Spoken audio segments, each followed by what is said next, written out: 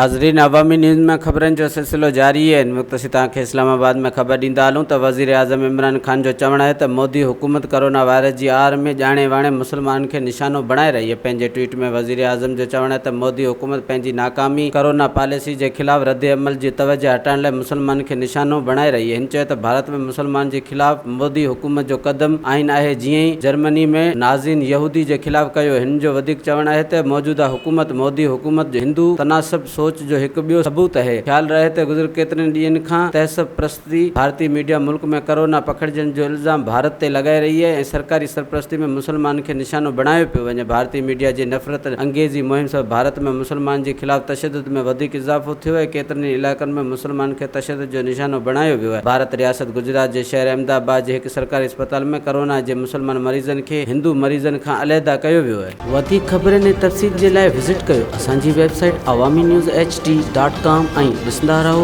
Awami news HD।